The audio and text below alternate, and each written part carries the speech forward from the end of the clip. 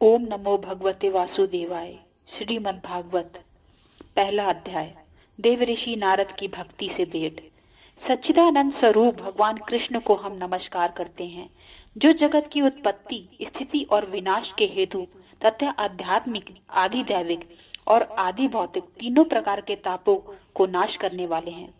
जिस समय श्री सुखदेव जी का यज्ञोपवीत संस्कार भी नहीं हुआ था तथा लौकिक वैदिक कर्मों के अनुष्ठान का अवसर भी नहीं आया था, तभी उन्हें अकेले ही संन्यास लेने के लिए घर से जाते देखकर उनके पिता व्यास जी विरह से कातर होकर पुकारने लगे, बेटा बेटा, तुम कहाँ जा रहे हो?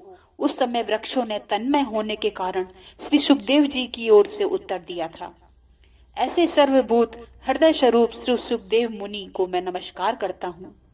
एक बार भागवत कथा अमृत का रसास्वादन करने में कुशल मुनिवर शौनक जी ने नैमिसारण क्षेत्र में विराजमान महामती सूत जी को नमस्कार करके उनसे पूछा। शौनक जी बोले, सूत जी, आपका ज्ञान अज्ञान अंधकार को नष्ट करने के लिए करोड़ों सूर्यों के समान है। आप हमारे कानों के लिए रसायन अमृत स्वरूप सार गर्भित कथा कहिए। भक्ति, ज्ञान और वैराग से प्राप्त होने वाले महान विवेक की वृद्धि किस प्रकार होती है तथा वैष्णव लोग किस तरह इस मोह माया से अपना पीछा छुड़ाते हैं। इस घोर काली काल में जीव प्रायः आसुरी स्वभाव के हो गए हैं। विविध कलुषों से आक्रांत इन जीवों को शुद्ध बनाने का सर्वश्रेष्ठ उपाय क्या है? सूत जी, आप हमें ऐसा कोई शाश्वत साधन बताइए जो सबसे अधिक कल्याणकारी तथा पवित्र करने वालों को भी पवित्र हो तथा जो भगवान श्री कृष्ण की प्राप्ति करा दे।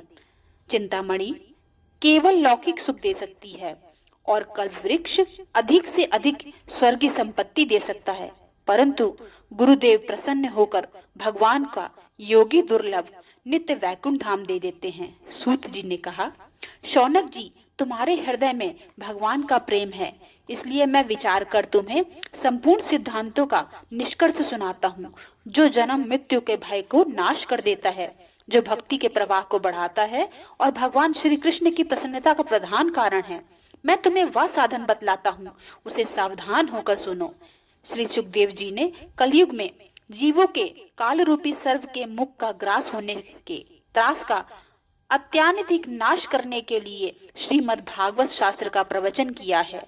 मन की शुद्धि के लिए इससे बढ़कर कोई साधन नहीं है। जब मनुष्य के जन्म जन्मांतर का पुण्य उदय होता है, तभी उसे इस भागवत शास्त्र की प्राप्ति होती है। जब सुखदेव जी राजा परीक्षित को यह कथा सुनाने के लिए सभा में विराजमान हुए, तब देवता लोग उनके पास अमृत का कलश लेकर आए। देवता अपना काम बनाने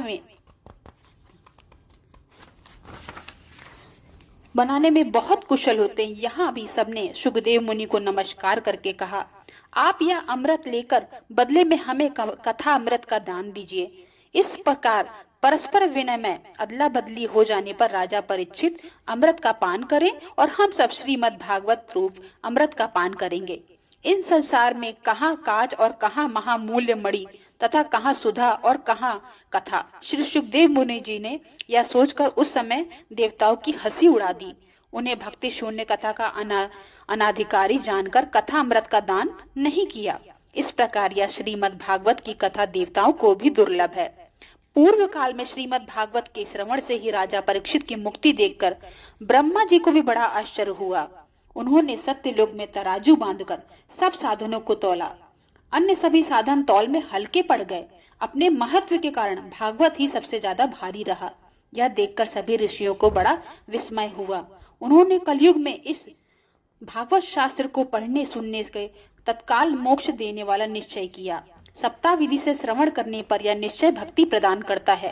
पूर्व काल में इसे दया परायण सनकादि देव ने देव ऋषि नारद को सुनाया था। यद्यपि देव ऋषि ने पहले ब्रह्मा जी के मुख से इसके श्रवण किया था, तथापि सप्ताह श्रवण की विधि को उन्हें सनकादि ने बताई थी। शौनक जी ने पूछा, सांसारिक प्रपंच से मुक्त एवं विचरणशील नारद जी का सनकादि के साथ संयोग कहाँ हुआ और विधि विधान के श्रवण में उनकी प्रीति कैसे हुई? अब मैं तुम्हें वह भक्ति पूर्वक कथा सुनाता हूँ जो सुखदेव जी ने मुझे अपना अन्य शिष्य जानकर एकांत में सुनाया था। एक दिन विशालापुरी में वे चारों निर्मल ऋषि सत्संग के लिए आए। वहां उन्होंने नारद जी ने देखा। सनकादि जी ने पूछा, ब्राह्मण, आपका मुख उदास क्यों हो रहा है? आप चिंतातुर कैसे हैं? इतनी जल्दी जल्दी आप कहाँ चले जा रहे हैं और आपका आगमन कहाँ से हो रहा है? इस समय तो आप उस पुरुष के समान व्याकुल जान पड़ते हैं जिसका सारा धन लुट गया हो, और आप जैसे आसक्ति रहित पुरुषों के लिए यह उचित है। इसका कारण बताइए। देवऋषि नारद जी ने कहा, मैं सर्वोत्तम लोक समझकर पृथ्वी पर आया था। यहाँ पुष्कर, प्रयाग, काशी, गोदावरी, हरिद्वार, कुरुक्षेत्र, श्रीरंग और सेतुबंध आदि कई तीर्थों में इधर उधर विचरता रहा, किंतु मुझे यहाँ कुछ भी मन को संतोष देने वाली शांति नहीं मिली।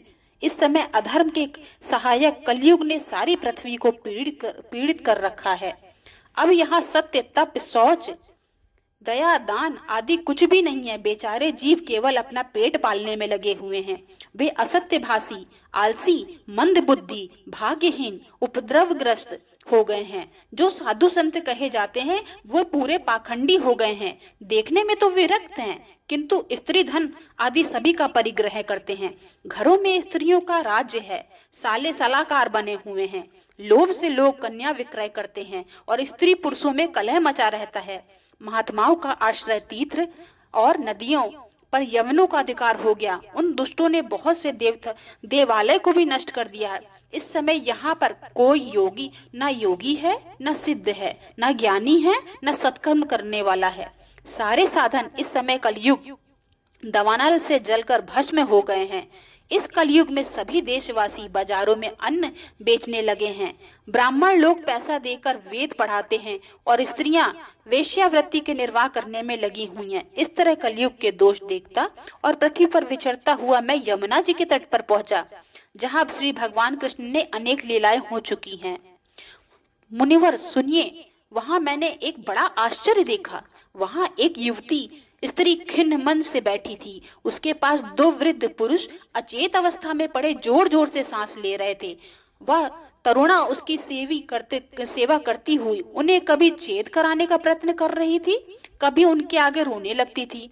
वह अपने शरीर के रक्षक परमात्मा को दसों दिशाओं में देख रही थी। उसके चारों ओर सैकड़ों स्त्रियां उसरे पंखा झल रही थी। बार बार समझाती जाती थी वो। दूर से यह सब चरित्र देखकर मैं कौतूहलवश उसके पास चला गया। मुझे देखकर वह युवती खड़ी हो गई और बड़ी व्याकुल होकर कहने लगी। युवती ने कहा, अजी महात्मा जी, क्षण भर ठहर जाइए और मेरी चिंता को नष्ट कर दीजिए। आपका दर्शन तो संसार के सभी पापों को सर्वथा नष्ट कर देने वाला है। आपके वचनों से मेरे दुख को भी बहुत कुछ शांति हो जाएगी। मनुष्य का जब बड़ा भाग्य होता है तभी आपके दर्शन हुआ करते हैं। नारद जी कहते हैं, तब मैंने उस स्त्री से पूछा, देवी आप कौन हैं? ये दोनों पुरुष कौन हैं? और आपके पास ये कमल नयनी देवियां कौन हैं? आप हमें विस्तार से अपने दुख का कारण बताओ। युवती ने कहा, मेरा नाम भक्ति है। ये ज्ञान और वैराग्य नामक मेरे पुत्र हैं। समय के फेर से ही ये ऐसे जर्जर हो गए हैं। ये देवियां जो हैं गंगा जी आदि नदियां हैं। ये सब मेरी सेवा करने के लिए ही आई हैं। इस प्रकार साक्षात देवियों के द्वारा सेवित होने पर भी मुझे सुख शांति नहीं है। तपोधन, अब ध्यान देकर मेरा वृत्तांत सुनिए। मेरी कथा वैसे तो प्रसिद्ध है, फिर भी उसे सुनकर आप मुझे शांति प्रदान करें। मैं द्रविड़ देश में उत्पन्न हुई, कर्नाटक में बड़ी, कहीं कहीं महाराष्ट्र में सम्मानित हुई, किंतु गुजरात में मुझको बुढ़ापे ने आ घेरा। वहां घोर कलयुग के प्रभाव से पाखंडियों ने मुझे अंग भंग कर दिया। चिरकाल तक यह अवस्था रहने के कारण मैं अपने पुत्रों के साथ दुर्बल और निस्तेज हो गई हूँ। अब आपसे जब मैं वृंदावन आई हूँ तब से पुनः परम सुंदरी सुरूपवती नवयुवती हो गई हूँ, किंतु सामने पड़े हुए ये दोनों मेरे पुत्र थके मादे दुखी हो रहे हैं। अब मैं यह स्थान छोड़कर अन्यत्र जाना चाहती हूँ। ये दोनों बूढ़े हो गए हैं, इसी दुख से मैं दुखी हूँ। मैं तरुणी क्यों और ये दोनों मेरे पुत्र बूढ़े क्यों? हम तीनों साथ साथ रहने वाले हैं, फिर यह विपरीतता क्यों? होना तो यह चाहिए कि माता बूढ़ी हो और पुत्र तरुण। इसी से मैं आश्चर्यचकित चित्त से अपने इस अवस्था पर शोक करती रहती हूँ। आप परम बुद्धिमान एवं योग निधि हैं, इसका क्या कारण हो सकता है, मुझे बतलाइए। नारद जी ने कहा, साध्वी, मैं अपने हृदय में ज्ञान दृष्टि से आपके संपूर्ण दुख का कारण देखता हूँ। तुम्हें विषाद नहीं करना चाहिए, श्री हरि तुम्हारा कल्याण करेंगे। सूत जी कहते हैं, मुनिवर नारद जी ने एक क्षण में उसका कारण जानकर कहा। नारद जी ने कहा, देवी सावधान होकर सुनो, यह दारुण कलयुग है। इसी से इस समय सदाचार, योग मार्ग और तप आदि सभी लुप्त हो गए हैं। लोग सष्टा और दुष्कर्म में लगकर अघासुर बन गए हैं। संसार में जहाँ देखो वही सत्पुरुष दुख में म्लान हैं और दुष्ट सुखी हो रहे हैं। इस समय जिस बुद्धिमान पुरुष का धैर्य बना रहे वही बड़ा ज्ञानी या पंडित है। पृथ्वी क्रमशः प्रतिवर्ष शेषनाग जी के लिए भार रूप होती जा रही है। अब यह छूने योग्य तो क्या देखने योग्य भी नहीं रह गई है और ना इसमें कहीं मंगल ही दिखाई देता है। अब किसी को पुत्रों के साथ तुम्हारा दर्शन भी नहीं होता है। विषय अनुराग के कारण अंधे बने हुए जीवों से उपेक्षित होकर तुम जर्जर हो रही हो। वृंदावन के संयोग से तुम फिर नवीन तरुणी हो गई हो। अतः यह वृंदावन धाम धन्य है जहाँ भक्ति सर्वत्र नित्य कर रही है। परंतु तुम्हारे इन दोनों पुत्रों का यहाँ कोई ग्राहक नहीं है, इसलिए इनका बुढ़ापा नहीं छूट रहा है। यहाँ इनको कुछ आत्म सुख की प्राप्ति होने के कारण ये सोते से जान पड़ते हैं। भक्ति जी ने कहा, राजा परीक्षित ने इस पापी कलयुग को क्यों रहने दिया? इसके आते ही सब वस्तुओं का सार जाने कहाँ चला गया है। करुणा में श्री हरि से भी यह अधर्म कैसे देखा जाता है? मुने, मेरा यह संदेह दूर करिए। आपके वचनों से मुझे बड़ी शांति मिली है। नारद जी ने कहा, बोले, यदि तुमने पूछा है तो मैं प्रेम से सुनो। कल्याणी, मैं तुम्हें सब बताऊंगा और तुम्हारा दुख दूर हो जाएगा। जिस दिन भगवान श्री कृष्ण इस भूलोक को छोड़कर अपने परम धाम को पधारे, उसी दिन से यहाँ संपूर्ण साधनों में बाधा डालने वाला कलयुग आ गया। दिग्विजय के समय राजा परीक्षित की दृष्टि पड़ने पर कलयुग दीन के समान उनकी शरण में आया। भ्रमर के समान सारग्रही राजा ने यह निश्चय किया कि इसका वध मुझे नहीं करना चाहिए, क्योंकि जो फल तपस्या, योग एवं समाधि से भी नहीं मिलता, कलयुग में वही फल श्री हरि कीर्तन से भली भांति मिल जाता है। इस प्रकार सारहीन होने पर भी उससे एक ही दृष्टि से सारयुक्त होकर उन्होंने कलयुग में उत्पन्न होने वाले जीवों के सुख के लिए इसे रहने दिया है। इस समय लोगों के कुकर्म में प्रवृत्त होने के कारण सभी वस्तुओं का सार निकल गया है और पृथ्वी के सारे पदार्थ बीजहीन भूसी के समान हो गए हैं।